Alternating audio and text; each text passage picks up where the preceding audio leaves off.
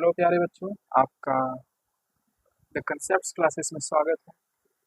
तो आज हम लोग प्रकाश के परावर्तन के चौथे क्लास में और आज हम लोग पढ़ेंगे दर्पण के बारे में कि दर्पण किसे कहते हैं। तो दर्पण के यदि हम लोग परिभाषा की बात करते हैं तो दर्पण का परिभाषा हमें यह कहता है कि कांच से बनी हुई वैसी ज्यामितीय संरचना जिसमें एक परावर्तक सतह पाया जाता है, उसी संरचना को हम लोग कहते हैं दर्पण। तो दर्पण बनाने के लिए हम लोग को करना क्या पड़ता है? तो दर्पण बनाने के लिए जो है हमें एक पारदर्शी कांच की एक पतली सी इस प्रकार से पट्टी लेनी पड़ती है और इस पट्टी के पीछे जो है हम लोग इस प्रकार से पेंट करते हैं। इसको कलई करना भी कहते हैं। और किस चीज का कलई किया जाता है तो हम लोग इसको भी याद रखेंगे, AgNO3। ये सिल्वर नाइट्रेट का फॉर्मूला है। तो दर्पण बनाने के लिए जो है हमें एक कांच की पट्टी की आवश्यकता पड़ती है, जिसके पीछे जो है हम लोग AgNO3 यानी कि सिल्वर नाइट्रेट का कलई करते हैं, पेंट करते हैं। इससे होता क्या है कि दर्पण के एक तरफ हमें एक परावर्तक सतह मिलता है और इसी परावर्तक सतह से जो है प्रकाश किरण का इस प्रकार से परावर्तन होता है। तो दर्पण का परिभाषा जो है आप लोग इस प्रकार से लिख सकते हैं कि कांच से बना हुआ वह ज्यामितीय आकृति जिसमें एक परावर्तक सतह पाया जाता है दर्पण कहलाता है। तो परावर्तक सतह के आधार पर दर्पण को दो भागों में बांटा गया। परावर्तक सतह का स्ट्रक्चर कैसा है उसके आधार पर जो है हम लोग दर्पण को दो भागों में बांटते हैं, जिसमें यदि बात करें प्रथम भाग की तो प्रथम भाग को हम लोग कहते हैं समतल दर्पण। समतल दर्पण और जो दर्पण का दूसरा प्रकार है उसे हम लोग कहते हैं गोलीय दर्पण। गोलीय दर्पण।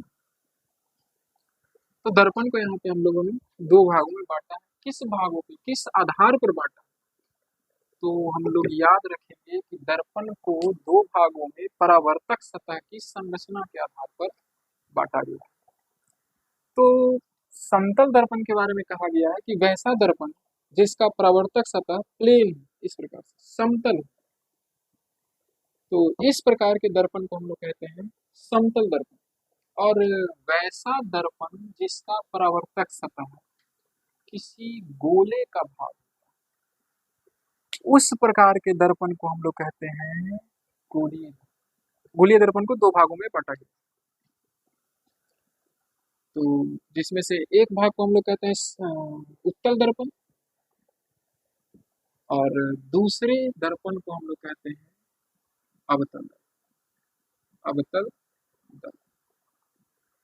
तो इस प्रकार से दर्पण के कुल दो कैटेगरी हैं। समतल दर्पण जिसकी परावर्तक सतह समतल होती है, इस प्रकार के दर्पण को हम लोग कहते हैं समतल दर्पण।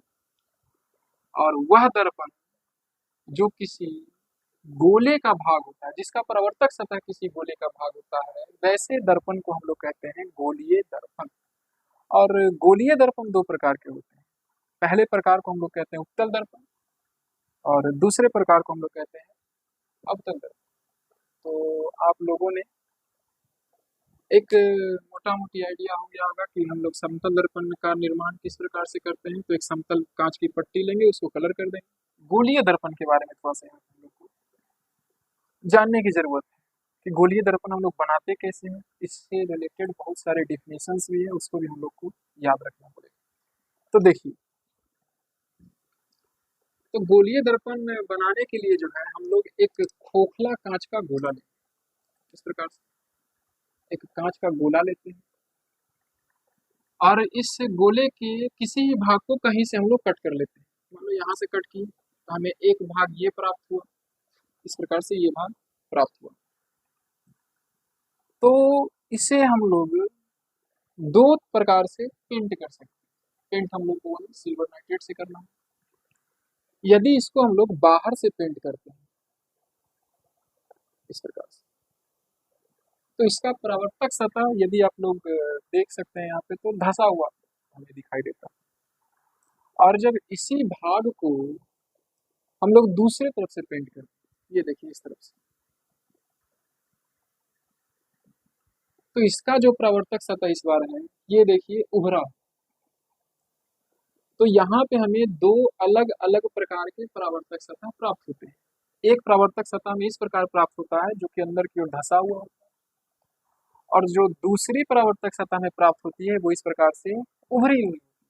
और ये दोनों परावर्तक सतह कब प्राप्त होता है? ये तभी प्राप्त होगा जब हम लोग ये जो कांच का पट्टी लिए हैं, ये किसी न किसी गोला का भाग होना चाहिए। सपोज कीजिए कि हमारे पास एक प्लेन कांच की पट्टी है, इस प्रकार से प्लेन कांच की पट्टी है। अब किधर से भी इसको पेंट कर लो, इधर से भी पेंट कर लो, तब भी इसका प्रवर्तक सतह प्लेन मिलेगा। या फिर इसको हम लोग दूसरे तरफ से पेंट कर लेते हैं, इस प्रकार से दूसरे तरफ से पेंट करते हैं, तब भी जो है हमें इसका जो प्रवर्तक सतह होता है वह समतल ही प्राप्त होता है। यानी कि समतल दर्पण का जो प्रवर्तक सतह होता है वो पूरा का पूरा प्लेन होता है। लेकिन जब गोलीय दर्पण की बात करते हैं तो इसका एक प्रवर्तक सतह अंदर की ओर धसी हुई होगी और दूसरा प्रवर्तक सतह इसका ऊपर की ओर उभरी हुई होती है। तो जिसका धसा हुआ होता है वैसा गोलीय दर्पण, जिसकी प्रवर्तक सतह अंदर की ओर धसी हुई होती है, उसे हम लोग कहते हैं अवतल दर्पण। अवतल दर्पण। और वैसा गोलीय दर्पण जिसकी प्रवर्तक सतह उभरी हुई होती है, उत्तल, जिसकी परावर्तक सतह उभरी हुई होती है उसे हम लोग कहते हैं उत्तल दर्पण। उठी हुई होती है उसे कहते हैं उत्तल दर्पण। तो ये हो गए कि दर्पण को हम लोग किस प्रकार से बना सकते हैं। उत्तल दर्पण को हम लोग इस प्रकार से बना सकते हैं, बाहर से कलई कर दो किसी गोले का भाग लेकर के, सॉरी अवतल दर्पण को इस प्रकार से बना सकते हैं। उत्तल दर्पण को बनाने के लिए अंदर से पेंट कर दो किसी खोखले गोले कांच का भाग लेकर के, और समतल को किधर से भी पेंट कर दो, वो हमारा समतल दर्पण ही रहेगा। तो यहाँ से अवतल दर्पण और उत्तल दर्पण से अर्थात गोलीय दर्पण से जो है कुछ महत्वपूर्ण परिभाषाएं देखने को मिलती है। तो आइए हम लोग उस परिभाषा को देखें। तो जब हम लोग बात करते हैं गोलीय दर्पण, तो गोलीय दर्पण हमेशा किसी ना किसी खोखले कांच के गोले का भाग होता है इस प्रकार से। और हमने क्या किया है कि इस खोखले गोले के कांच से एक छोटा सा भाग इस प्रकार से कट करके अलग कर लिया। तो इस गोला का अपनी एक त्रिज्या होगी, इस गोला का अपना एक त्रिज्या होगी, इस गोला का अपना एक वक्रता वक्रता केंद्र होगा। जिस गोले से हमने इस पार्ट को, इस कांच के टुकड़े को काटा, उस गोले का अपना कोई ना कोई एक केंद्र होगा और उस गोले की अपनी एक त्रिज्या।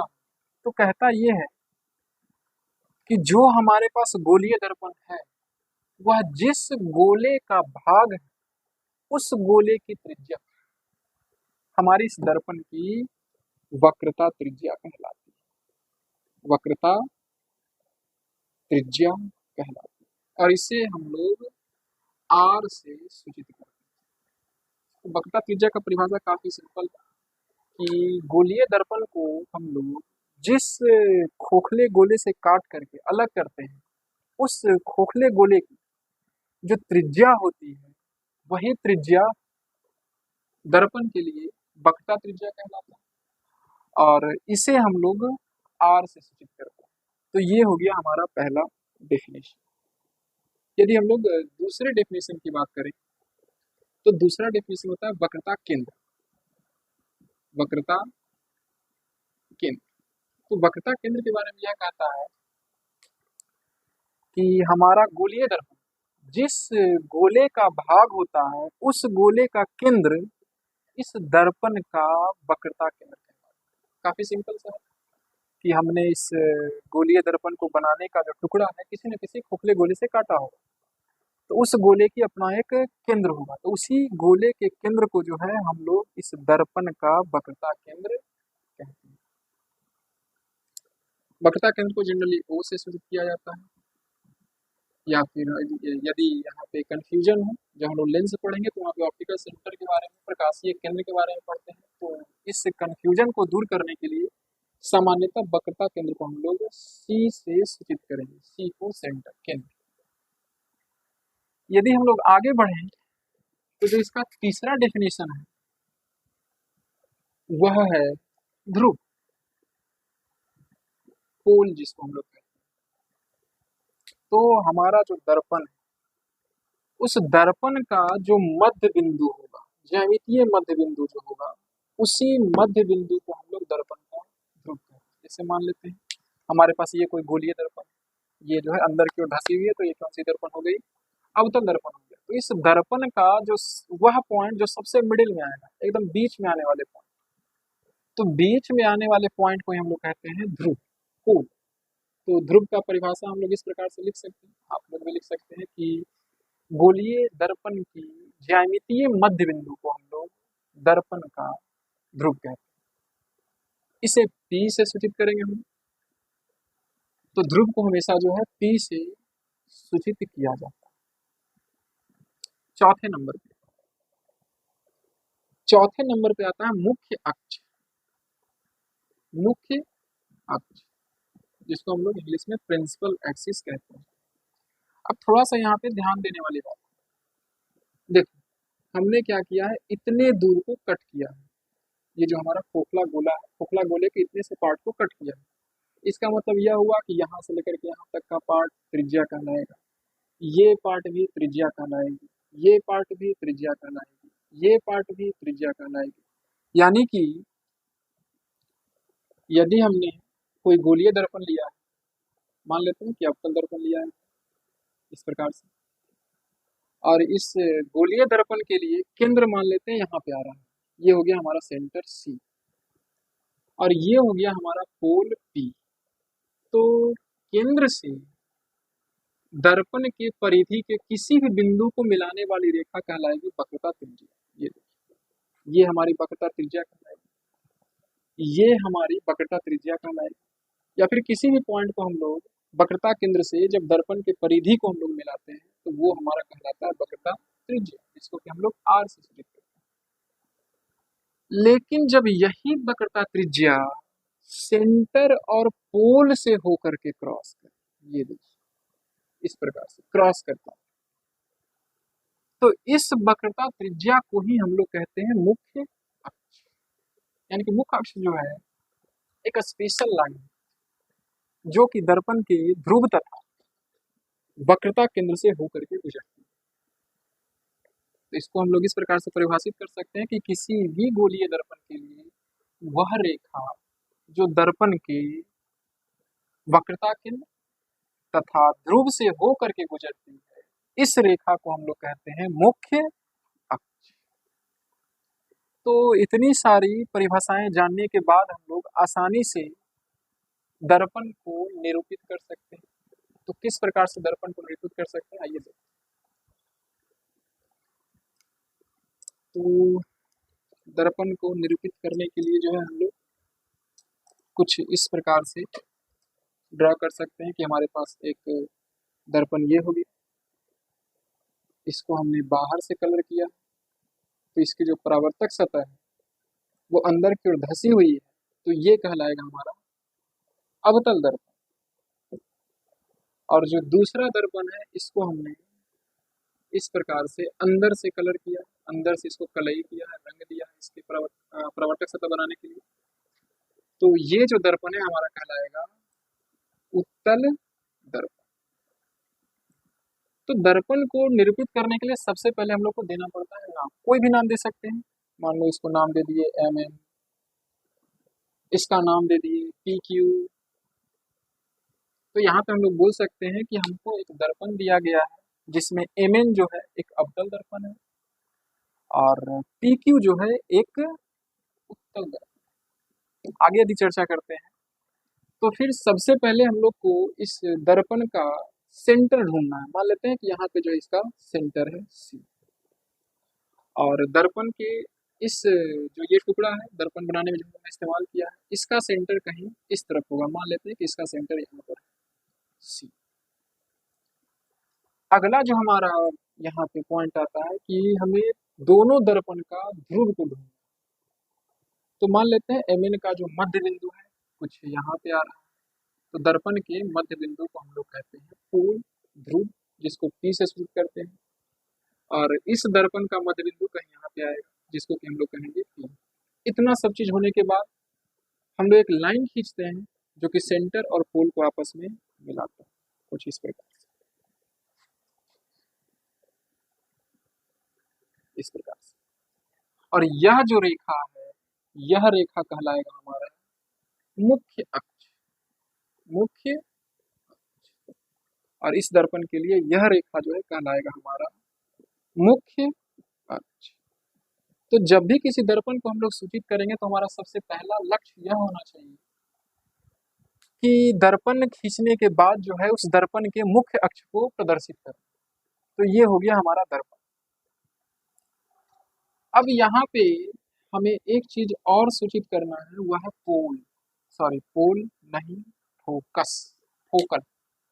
तो फोकस क्या कहता है? कहता है कि आप इस दर्पण पे एक प्रकाश किरण मारिए, एक लाइट खींचिए, और वह लाइट जो है इस मुख्य अक्ष के करीब होना चाहिए और इसके समानांतर होना चाहिए, कुछ इस प्रकार से।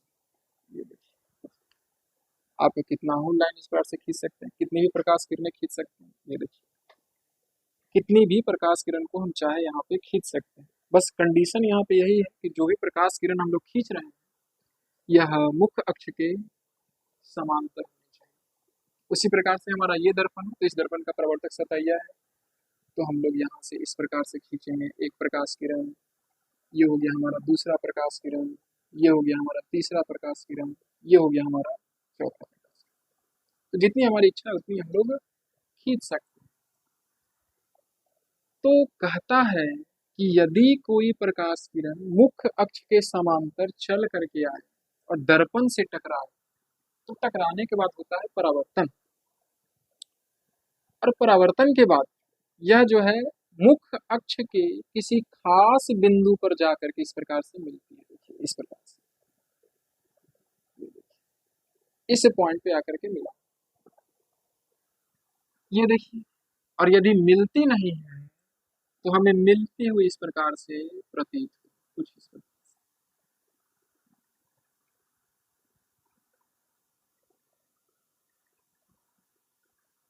इस प्रकार से, ये देखिए। तो जिस पॉइंट पे यह सभी प्रकाश किरणें मुख्य अक्ष को काटती है, देखो यहाँ पे वास्तविक में काट रही है, रियलिटी में काट रही है, या फिर काटती हुई मालूम प्रतीत होती है, उसी पॉइंट को जो है हम लोग दर्पण का मुख्य फोकस कहते हैं, और इसे हम लोग एफ से सूचित करते हैं। तो मुख्य फोकस का परिभाषा हम लोग इस प्रकार से समझ सकते हैं या फिर लिख सकते हैं कि यदि मुख्य अक्ष के समानांतर चलकर आने वाली प्रकाश किरणें दर्पण से परावर्तन के बाद मुख्य अक्ष को जिस बिंदु पर काटती है या काटती हुई मालूम प्रतीत होती है, उसी बिंदु को हम लोग दर्पण का मुख्य फोकस कहते हैं। और पोल से सभी दूरियां जो है ना गोलीय दर्पण में पोल से मापी जाती है, इस पॉइंट को भी हम लोग याद रखें। किसी भी प्रकार की दूरी हो, हम लोग दूरी को हमेशा पोल से मापते हैं, ध्रुव से मापते हैं। तो मुख्य फोकस का परिभाषा आप लोग को क्लियर हो गया। मुख्य फोकस, इसको हम लोग शुरू करते हैं एफ से। तो कहता है कि पोल से लेकर के फोकस के बीच की दूरी को हम लोग फोकस दूरी कहते हैं। पोल से लेकर के फोकस के बीच की दूरी को हम लोग फोकस दूरी कहते हैं, चाहे वह दर्पण हमारा उत्तल हो या फिर दर्पण हमारा अवतल। और मुख्य फोकस क्या है? तो वही बिंदु है जहाँ पे समानांतर चलकर आने वाली किरणें जो है एक दूसरे को कट कर रही है। यदि हम लोग इस दर्पण के सामने यहाँ पे कोई वस्तु रख दें, ये मान लीजिए यहाँ पे हमने इस कलम को रख दिया, तो इस कलम का जो है कहीं ना कहीं प्रतिबिंब बनेगा। कहाँ प्रतिबिंब बनेगा इसकी चर्चा हम लोग काफी जल्द करेंगे। तो जब कोई वस्तु को यहाँ पे हमने रखा है, तो इस पोल से, इस ध्रुव से, इस वस्तु के ये बीच की जो दूरी है, इस दूरी को हम लोग कहते हैं वस्तु दूरी। किसी भी गोलीय दर्पण में दर्पण के ध्रुव से उसके मुख्य अक्ष पे रखी वस्तु के बीच की दूरी को हम लोग कहते हैं वस्तु दूरी। और वस्तु दूरी को हम लोग सूचित करते हैं यू से, छोटी यू से। और जहाँ कहीं भी प्रतिबिंब बने, सपोज करते हैं कि यहाँ पे हमने इस प्रकार से कलम रखा था और इस कलम का प्रतिबिंब यहाँ पे छोटा सा प्रतिबिंब बना, इस प्रकार से। तो इस पोल से, इस ध्रुव से इस प्रतिबिंब के बीच की दूरी को हम लोग कहते हैं प्रतिबिंब दूरी। इस ध्रुव से इस प्रतिबिंब के बीच की दूरी को हम लोग कहते हैं प्रतिबिंब दूरी। और इसे जो है हम लोग सूचित करते हैं छोटी भी से। प्रतिबिंब दूरी को हम लोग दिखाते हैं छोटी भी से। कैसे याद रहेगा? तो आप लोग इसको इस प्रकार से समझ सकते हैं कि जब हम लोग ABCD पढ़ते हैं तो पहले U आता है, फिर V आता है। जब वस्तु ही नहीं रहेगा तो प्रतिबिंब कैसे बनेगा? तो पहले वस्तु तब प्रतिबिंब, तो पहले U तब V। U मतलब वस्तु दूरी और V मतलब प्रतिबिंब। तो आप लोग इस प्रकार से भी इसको याद रख सकते हैं। तो ये था दर्पण से संबंधित कुछ महत्वपूर्ण परिभाषा। और दर्पण क्या होता है, दर्पण को हम लोग किस प्रकार से बना सकते हैं, दर्पण कितने प्रकार के होते हैं, ये सभी चीज़ों को हमने आज देखा है। तो हम लोग का जो अगला क्लास होगा वो मुख्यतः हम लोग चर्चा उसमें करेंगे समतल दर्पण के बारे में। इस दर्पण के क्या क्या गुण होते हैं, इस दर्पण में किसी पिंड का प्रतिबिंब किस प्रकार से बनता है, और इस दर्पण का हम लोग कहाँ कहाँ इस्तेमाल करते हैं। तो इन सभी जानकारियों को जानने के लिए आप हमसे जुड़े रहें। और यदि किसी प्रकार का कोई भी सवाल है तो आप हमें कमेंट कर सकते हैं। तब तक पढ़ाई करते रहिए। All the best.